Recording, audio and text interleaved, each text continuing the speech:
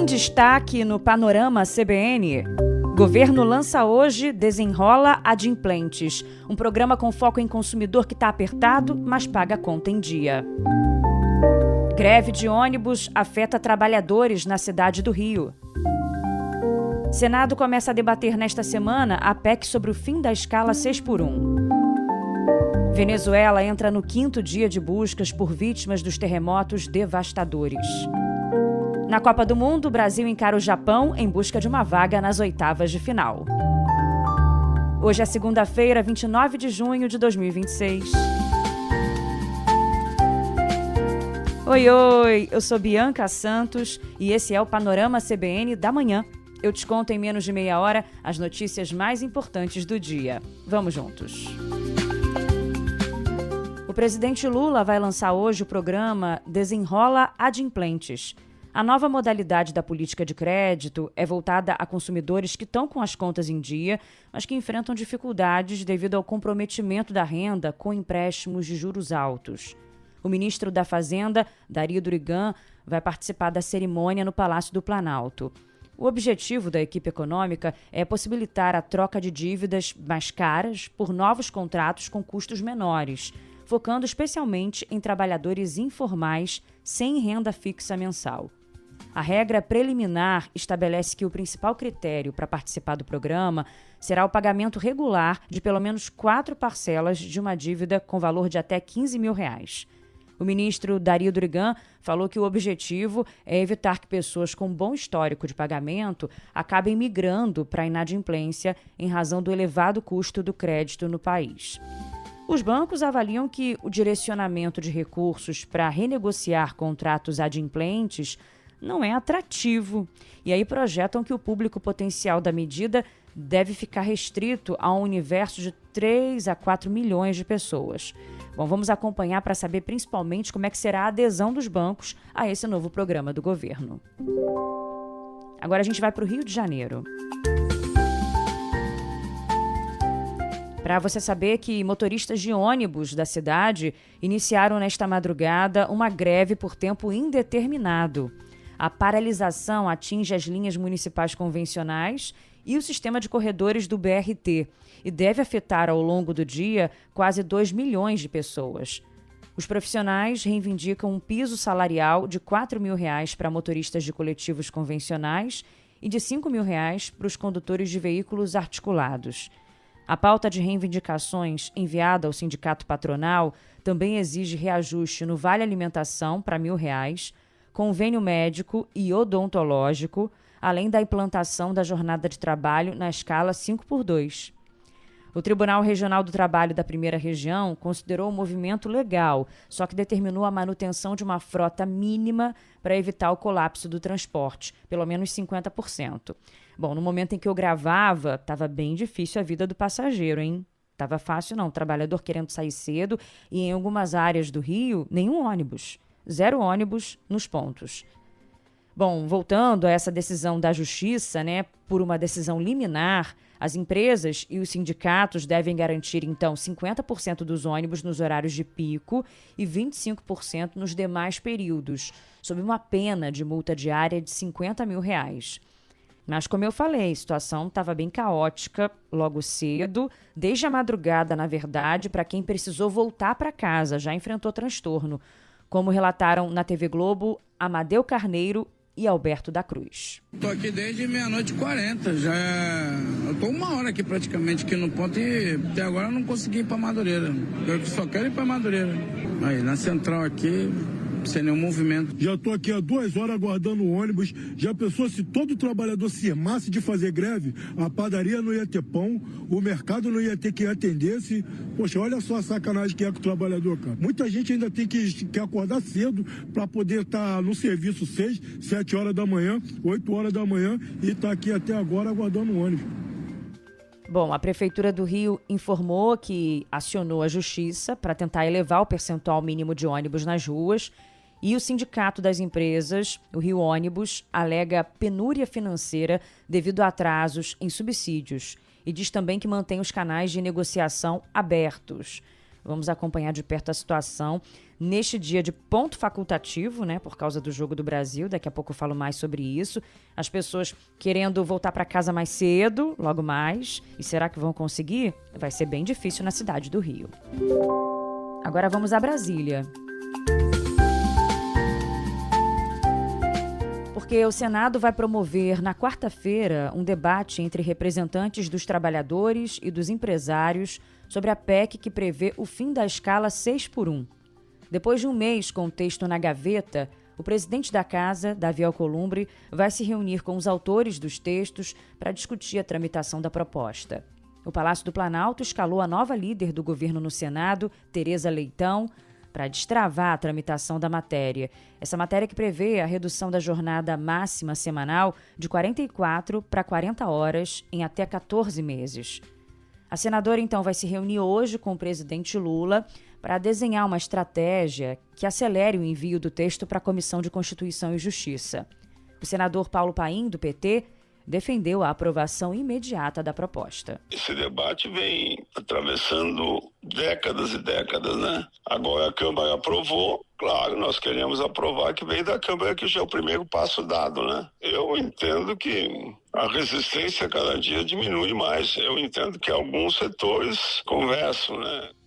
Representantes dos setores industriais e de serviços estão pressionando por modificações na proposta sob a alegação de perda de produtividade e elevação de custos trabalhistas. Em paralelo, bancadas da oposição evitam o enfrentamento direto por razões eleitorais, mas estão articulando um texto alternativo que institui o modelo de remuneração por hora trabalhada. Um dos defensores dessa proposta paralela é o líder da oposição no Congresso, Isalci Lucas, do PL. O correto mesmo é você definir, dar autonomia para o trabalhador e para o empresário de fazer a negociação, ou via direta ou via indireta, com os sindicatos. E você definir sua carga horária. Olha, se eu sou jovem, de uma criança nova, quero cuidar mais da criança, eu vou trabalhar 20 horas por semana, 30 horas por semana. Se eu quero melhorar minha renda, eu trabalho um pouco mais. Mas quem define é o trabalhador. Bom, discussões muito importantes para a gente acompanhar, né? A partir de quarta-feira, então, já para programar aí, no Senado. E olha só essa, a maioria dos brasileiros não sabe ou não lembra o nome de nenhum parlamentar em exercício no Congresso Nacional. Acredite. Segundo o levantamento da Datafolha, 68% dos entrevistados não conseguiram citar um deputado federal, enquanto 75% não lembraram o nome de nenhum senador. A pesquisa mostra também que cerca de 2 em cada 3 eleitores não recordam em quem votaram para deputado federal ou para senador nas eleições de 2022. Já para presidente, o índice de esquecimento é menor. Apenas 7% disseram não lembrar do voto. Aí seria demais, né? Bom, segundo especialistas, o foco das campanhas presidenciais e a pouca compreensão sobre o papel do legislativo contribuem para esse cenário, mesmo com o Congresso tendo cada vez mais influência nas decisões políticas do país. O Datafolha ouviu 2.004 pessoas em 139 cidades brasileiras. Agora o noticiário internacional.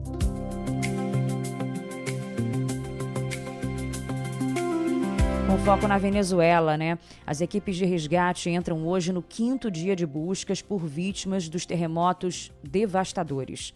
Já são 1.450 mortos, mais de 3.000 feridos e mais de 12.000 pessoas desalojadas.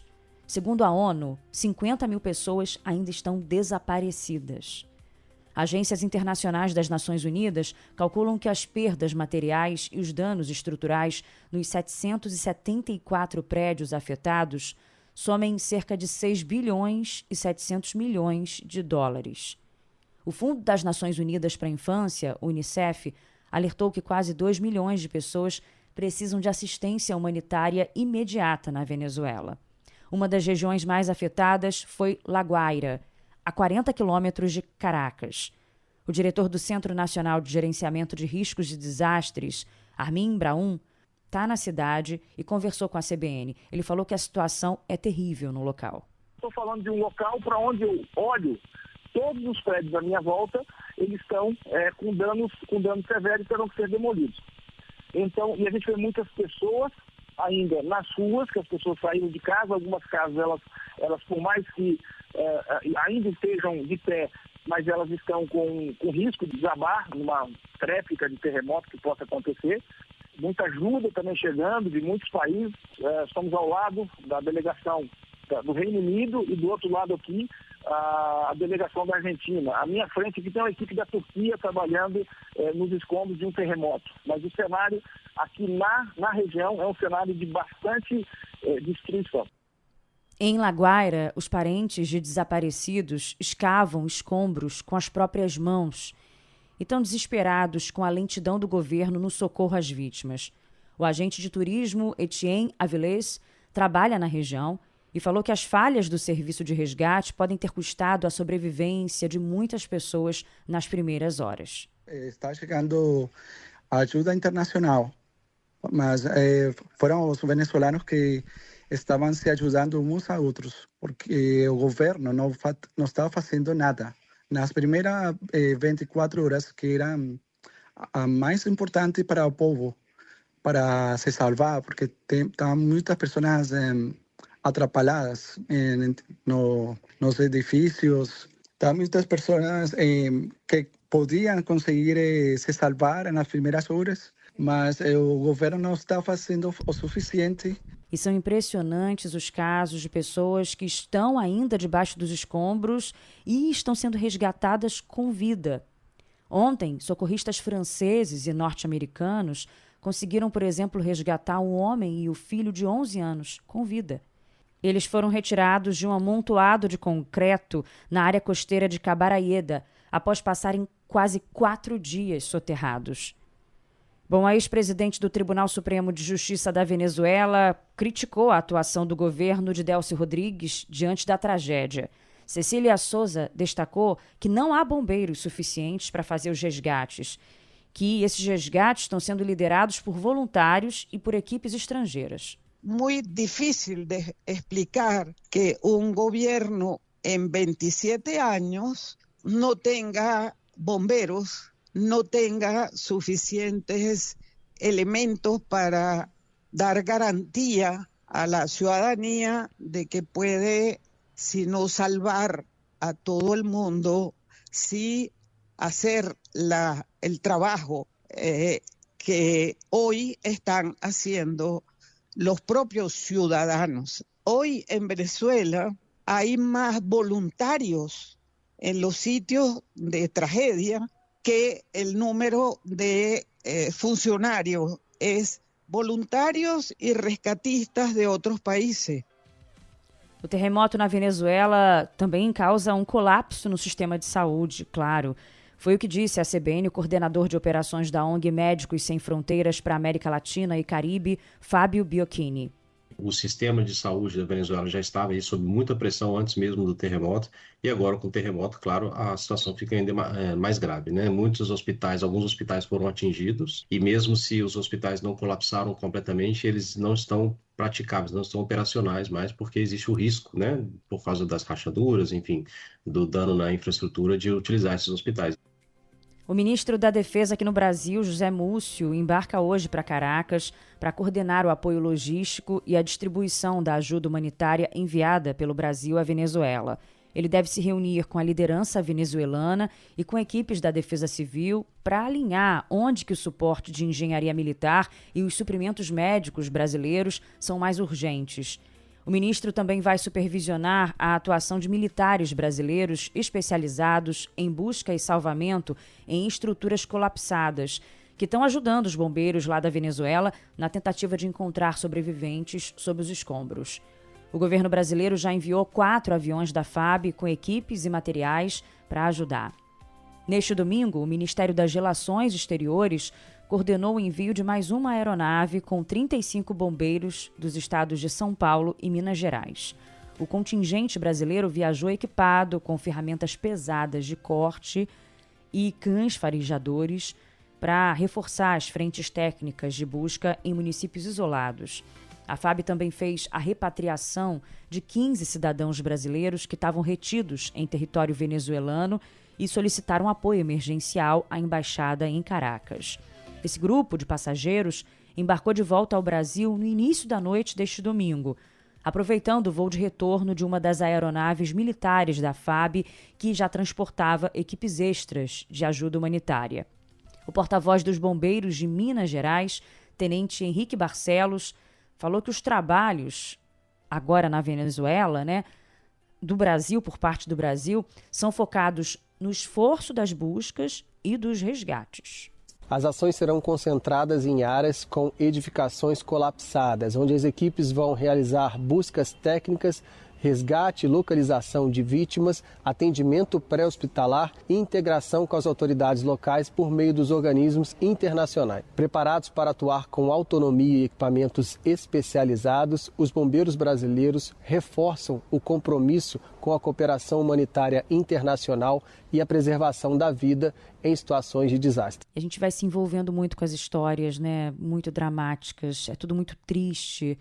Um dos casos que mais repercutiram agora nas redes sociais nesses últimos dias foi o do jogador argentino Lucas Trejo. Ele que perdeu a esposa e os 2 filhos. Eles foram encontrados mortos no sábado, após 74 horas de buscas.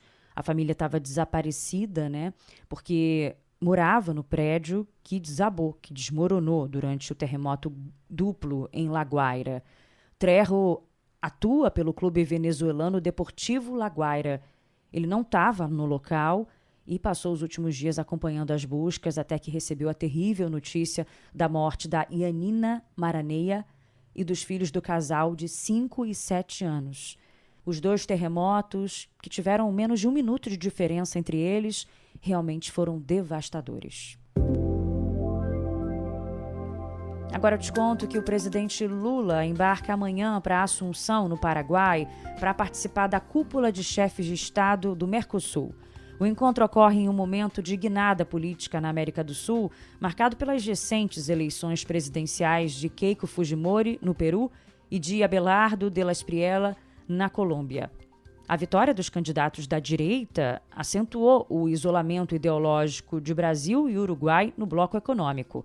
O Palácio do Planalto projeta a cúpula como uma oportunidade para formalizar e expandir frentes simultâneas de negociações comerciais externas, com destaque para a consolidação de acordos com o Japão, debatidos no encontro do G7 na França.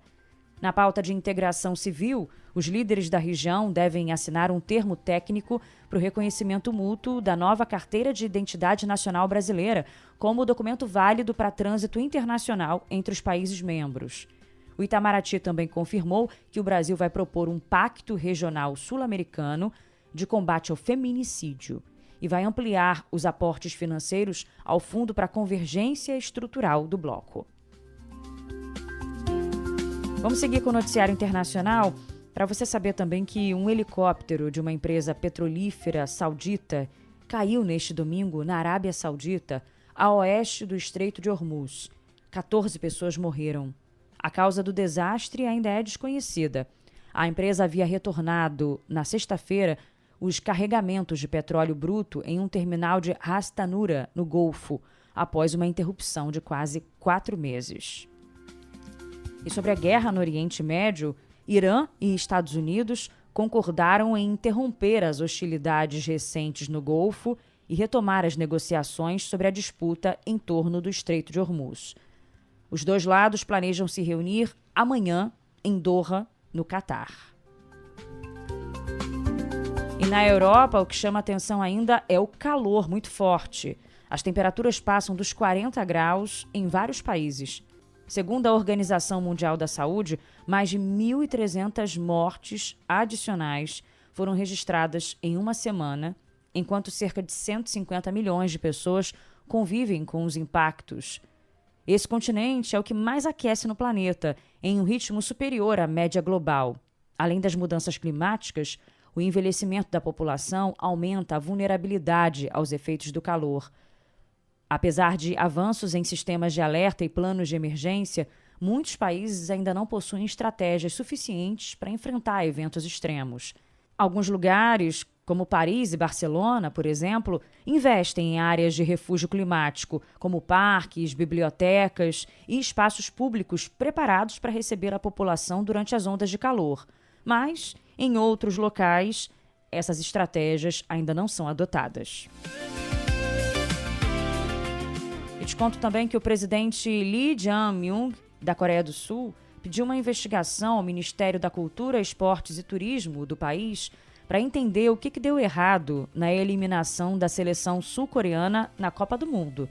A equipe foi eliminada na fase de grupos após ficar de fora da lista de melhores terceiras colocadas da Copa. Lee usou as redes sociais para dizer que o problema não está só dentro de campo, mas também nas decisões tomadas fora dele. O líder se disse perplexo e questionou a permanência do técnico na seleção. E uma pessoa morreu e outra ficou gravemente ferida neste domingo após um tiroteio em um conhecido polo de entretenimento em San José, na Califórnia, local que abriga uma fanzone com exibição de jogos da Copa do Mundo. Não havia partidas do torneio sendo transmitidas no momento do ataque. O único jogo do dia tinha terminado por volta de 2 da tarde e o crime aconteceu depois, em um local que se chama San Pedro Square, um dos vários pontos da região da Baía de São Francisco que tem atraído multidões para festas públicas com telões para acompanhar os jogos do Mundial. Agora vamos seguir aqui com a parte boa do futebol, com Copa do Mundo. É o Brasil! Não tem jeito, Copa do Mundo! O Hexa vem aí! Solta o grave! Que venha o Hexa! Pode acreditar, é o Brasil em campo, ninguém vai segurar. Chama o Ney! A seleção brasileira inicia hoje a fase eliminatória na Copa do Mundo em busca do hexacampeonato mundial. Às 2 da tarde, pelo horário de Brasília, o time comandado pelo técnico Carlo Ancelotti enfrenta o Japão em Houston, nos Estados Unidos. Apesar do segredo tático, a tendência da comissão técnica é repetir a formação que goleou a Escócia por 3-0, mantendo o jovem atacante Ryan na equipe principal. Neymar, recém-recuperado de uma lesão muscular, deve iniciar a partida no banco de reservas, como aconteceu no último jogo, e aí pode atuar por alguns minutos, dependendo do cenário do jogo, né? Na primeira fase, vamos lembrar que o Japão empatou com a Holanda por 2-2, venceu a Tunísia por 4-0 e empatou com a Suécia por 1-1. Antes da boa campanha na Copa, a seleção japonesa já derrotou o Brasil no ano passado e a Inglaterra em março em amistosos, né? Não é fácil, não. Bom, mas apesar disso, o capitão Marquinhos está confiante. É um jogo que vai ser muito difícil, a gente está pronto para isso, principalmente um jogo de, não é nem mata-mata, é um jogo de mata, né? Um jogo único. E o time vem crescendo, né? Nos últimos jogos, um primeiro jogo talvez não dos melhores, um segundo jogo melhor que o primeiro e um terceiro já melhor que os dois outros, né? E que a gente continue nessa crescente e com certeza o time que entrar em campo vai ser o melhor time possível na cabeça do Mister, né? E quem entrar em campo com certeza vai se doar ao máximo e vai buscar essa classificação com todas as forças que a gente tem. O técnico Carlo Ancelotti, sabendo que não é fácil, falou que preparou a seleção brasileira até para prorrogação e para pênalti contra o Japão. Ele avaliou que na Copa não há mais favoritos e pediu atenção da seleção brasileira diante do rival de hoje. Até agora não há um favorito claro. Pode ser que equipes han feito melhor que outros nesta primeira fase, mas uma equipe favorito claro não vejo. O futebol ha mudado, creio que não há equipo desorganizado. Não existem mais, porque todo mundo estuda, todo mundo trabalha, todo mundo aprende. Não vejo. Pode ser que há equipos com menos qualidade individual, isto é óbvio, porque a qualidade individual, o talento, é muito parte da genética. Mas equipo desorganizado ou fisicamente não a um bom nível não existem. Bom, vamos lá então, lembrando que é jogo de mata-mata, quem perder sai e o Brasil vai em busca de uma vaga nas oitavas de final da Copa do Mundo.